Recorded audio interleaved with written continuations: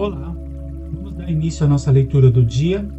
Estamos no dia 211 e as escrituras do dia hoje são 2 Crônicas, capítulo 26, versículo 1 ao capítulo 28, versículo 27. Em seguida vamos ler Romanos, capítulo 13, do versículo 1 ao 14.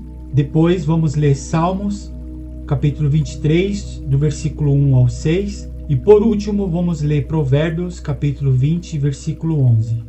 Vamos dar início à nossa leitura lendo 2 Crônicas, capítulo 26, versículo 1 ao capítulo 28, versículo 27. O reinado de Uzias de Judá. Todo o povo de Judá tomou Uzias, que tinha 16 anos de idade, e o constituiu rei em lugar de Amazias, seu pai.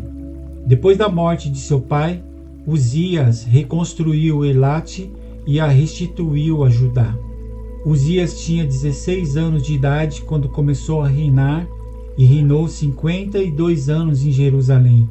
A mãe dele se chamava Jecolias e era de Jerusalém. Ele fez o que era reto aos olhos do Senhor, segundo tudo o que Amazias, seu pai, havia feito. Propôs-se buscar a Deus nos dias de Zacarias, que era sábio nas visões de Deus. Enquanto Uzias buscou o Senhor, Deus o fez prosperar.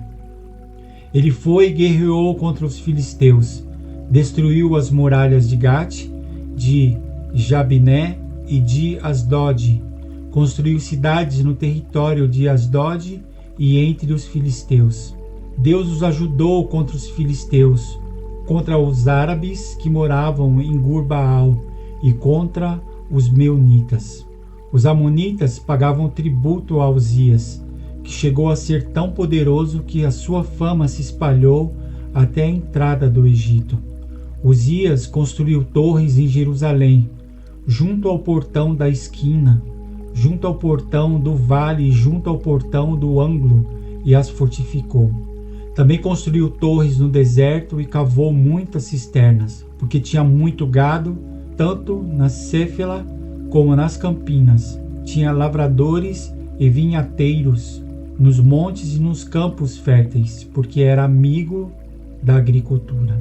Uzias tinha um exército de homens preparados para a guerra, que saíam para a batalha em tropas, segundo a lista feita pelo escrivão Jeiel e pelo oficial Maaceias, sob a direção de Ananias, um dos oficiais do rei.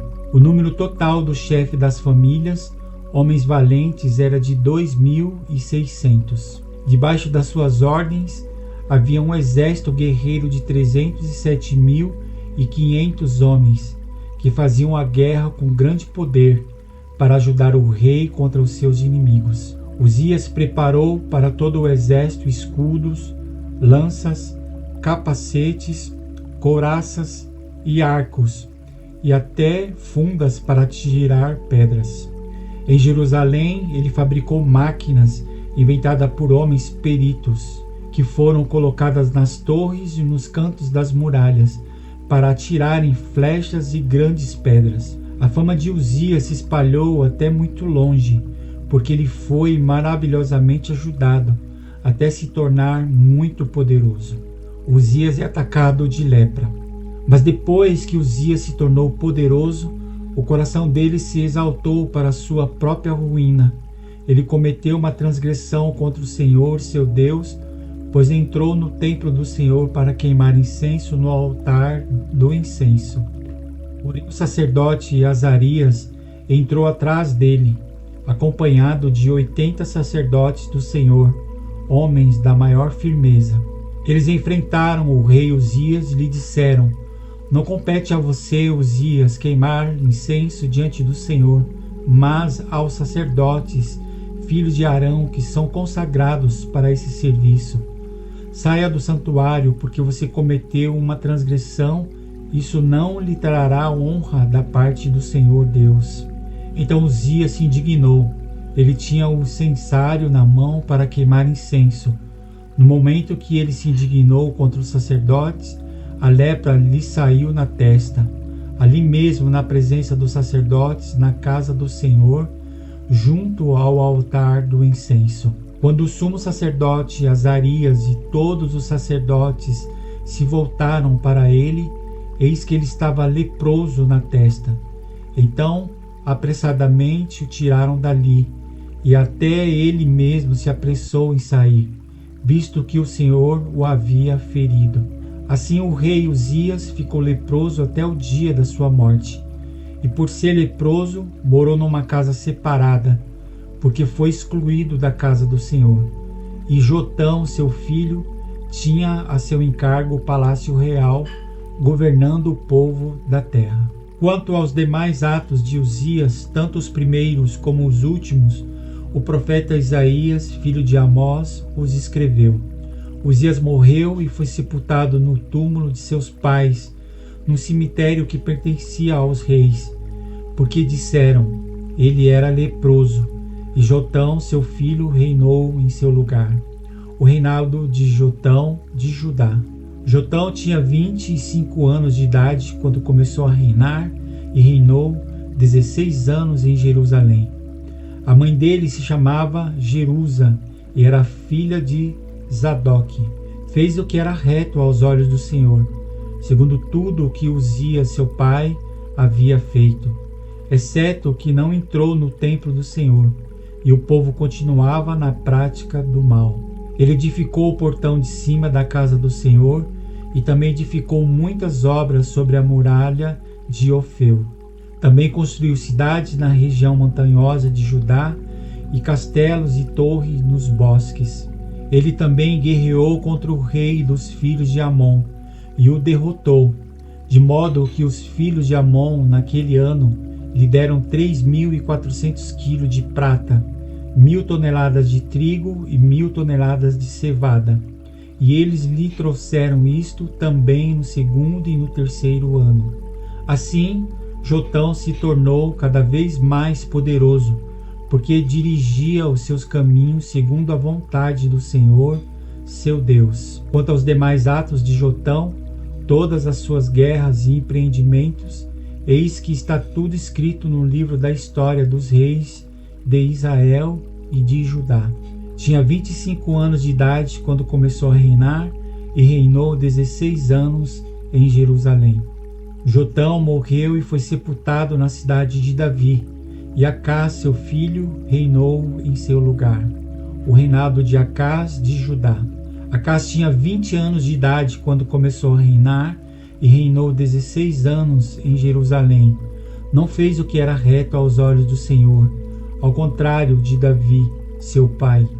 Andou nos caminhos dos reis de Israel e até fez imagens fundidas aos Baalins. Também queimou incenso no vale de Ben-Hinom e queimou os seus próprios filhos, segundo as abominações dos gentios, que o Senhor havia expulsado de diante dos filhos de Israel. Também sacrificou e queimou incenso nos lugares altos, nas colinas e debaixo de toda a árvore frondosa.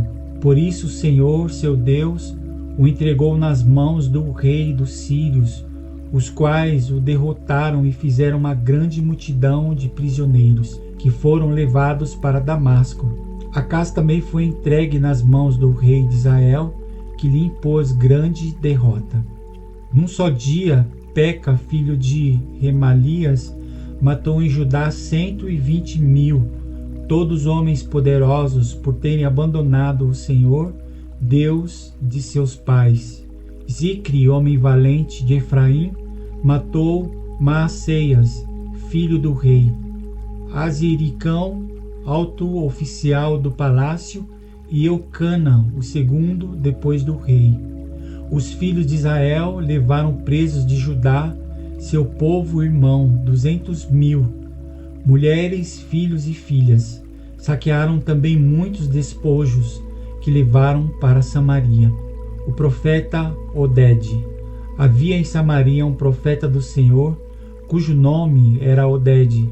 Ele saiu ao encontro do exército que voltava para Samaria e lhe disse: Eis que o Senhor, o Deus dos seus pais, ficou irado com Judá e os entregou nas mãos de vocês. E vocês o mataram com tamanha raiva que chegou até os céus. Agora vocês estão querendo fazer dos filhos de Judá e de Jerusalém os seus escravos e as suas escravas. Será que vocês não são culpados diante do Senhor, seu Deus? Agora escutem o que vou dizer e mandem de volta os prisioneiros que vocês fizeram entre os seus irmãos, porque o furor da ira do Senhor está sobre vocês. Então alguns dos chefes dos filhos de Efraim, a saber, Azarias, filho de Joanã, Berequias, filho de Mesilemote, Geisiquias, filho de Salum, e Amasa, filho de Adlai, se levantaram contra os que voltavam da guerra, e lhes disseram: não tragam esses prisioneiros para cá, porque vocês estão querendo aumentar ainda mais os nossos pecados e a nossa culpa diante do Senhor. A nossa culpa já é grande e o furor da ira do Senhor está sobre Israel. Então os homens armados deixaram os prisioneiros e o despojo diante dos chefes e de toda a congregação. Os homens que foram citados nominalmente se levantaram, cuidaram dos prisioneiros e com as roupas que estavam no meio dos despojos, vestiram todos os que estavam nus. Deram-lhes roupas, sandálias, comida, bebida e os ungiram. Fizeram montar em jumentos todos os que estavam fracos e os levaram até Jericó, a cidade das palmeiras, a seus irmãos. Então voltaram para Samaria. Acás pede socorro aos sírios. Naquele tempo, o rei Acás mandou pedir aos reis da Síria que o ajudassem, porque de novo os edomitas tinham vindo e derrotado Judá, levando alguns prisioneiros. Também os filisteus atacaram as cidades da Cefelá e do sul de Judá. Tomaram Bet-Semes, Aijalon, Gederote, Socó e as suas aldeias, Timna e suas aldeias e Ginzo e suas aldeias, e ficaram morando ali. Porque o Senhor humilhou Judá por causa do rei Acás, porque este havia permitido que Judá caísse em imoralidade e foi completamente infiel ao Senhor. O rei Tiglat-Pilese da Assíria atendeu o pedido de Acás, porém, em vez de ajudá-lo, deixou-o num aperto ainda maior, porque Acás pegou objetos da casa do Senhor, do palácio real e das casas dos príncipes e os deu ao rei da Síria. Porém isso não lhe serviu de nada. A idolatria de Acás. No tempo da sua angústia, foi ainda mais infiel ao Senhor, ele mesmo, o rei Acás. Ofereceu sacrifício aos deuses de Damasco, que o derrotaram, pois pensava: visto que os deuses dos reis da Síria os ajudam, eu lhes oferecerei sacrifício para que ajudem a mim também. Porém, eles foram a sua ruína e a de todo Israel. Acás ajuntou os utensílios da casa de Deus e os quebrou em pedaços e fechou os portões da casa do Senhor. E fez para si altares em todos os cantos de Jerusalém. Em cada cidade de Judá construiu lugares altos para queimar incenso a outros deuses, e assim provocou a ira do Senhor, Deus de seus pais.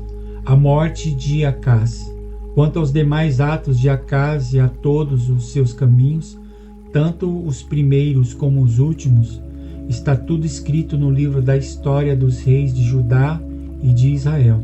Acás morreu e foi sepultado na cidade de Jerusalém, mas não nos túmulos dos reis de Israel. E Ezequias, seu filho, reinou em seu lugar. Agora vamos ler o livro de Romanos, capítulo 13, do versículo 1 ao 14. A obediência às autoridades. Que todos estejam sujeitos às autoridades superiores, porque não há autoridade que não proceda de Deus, e as autoridades que existem foram por ele instituídas. Assim, aquele que se opõe à autoridade resiste à ordenação de Deus, e os que resistem trarão sobre si mesmo condenação. Porque os magistrados não são para temor quando se faz o bem, e sim quando se faz o mal. Você quer viver sem medo da autoridade? Faça o bem e você terá louvor dela. Pois a autoridade é ministro de Deus para o seu bem. Mas se você fizer o mal, então tenha medo, porque não é sem motivo que a autoridade traz a espada, pois é ministro de Deus, vingador, para castigar quem pratica o mal. Portanto, é necessário que vocês se sujeitem à autoridade, não somente por causa do temor da punição, mas também por dever de consciência. É por isso também que vocês pagam impostos, porque as autoridades são ministros de Deus, atendendo constantemente a este serviço. Paguem a todos o que lhes é devido, a quem tributo, tributo, a quem imposto, imposto, a quem respeito, respeito, a quem honra, honra. O amor ao próximo é o cumprimento da lei. Não fiquem devendo nada a ninguém, exceto o amor de uns para com os outros, pois quem ama o próximo cumpre a lei. Pois esses mandamentos: não cometa adultério, não mate, não furte, não cobice, e qualquer outro mandamento que houver, todos se resumem nesta palavra: ame o seu próximo como você ama a si mesmo. O amor não pratica o mal contra o próximo, portanto o cumprimento da lei é o maior. O dia está próximo. E digo isto a vocês que conhecem o tempo: já é hora de despertarem do sono, porque a nossa salvação está agora mais perto do que quando no princípio cremos. Vai alta a noite e o dia vem chegando. Deixemos, pois, as obras das trevas e revistamo-nos das armas da luz. Vivamos dignamente como em pleno dia, não em orgias e bebedeiras, não em imoralidades e libertinagem, não em discórdias e ciúmes, mas revistam-se do Senhor Jesus Cristo e não façam nada que venha a satisfazer os desejos da carne. Agora vamos ler Salmos, capítulo 1 ao versículo 6. Deus, o nosso pastor. Salmo de Davi. O Senhor é o meu pastor, nada me faltará. Ele me faz repousar em pastos verdejantes, leva-me para junto das águas de descanso. Refrigera-me a alma, guia-me pelas veredas da justiça por amor do seu nome. Ainda que eu ande pelo vale da sombra da morte, não temerei mal nenhum, porque tu estás comigo. O teu bordão e o teu cajado me consolam. Preparas-me uma mesa na presença dos meus adversários. Unges a minha cabeça com óleo. O meu cálice transborda. Bondade e misericórdia certamente me seguirão todos os dias da minha vida, e habitarei na casa do Senhor para todo o sempre. Agora, por último, vamos ler Provérbios, capítulo 20, versículo 11. Até a criança se dá a conhecer pelas suas ações, se o que faz é puro e reto. E aqui encerramos a leitura do nosso dia. Obrigado mais uma vez pela sua participação. Que Deus abençoe o seu dia. E amanhã estaremos aqui dando continuidade na leitura da palavra. Um grande abraço e até amanhã.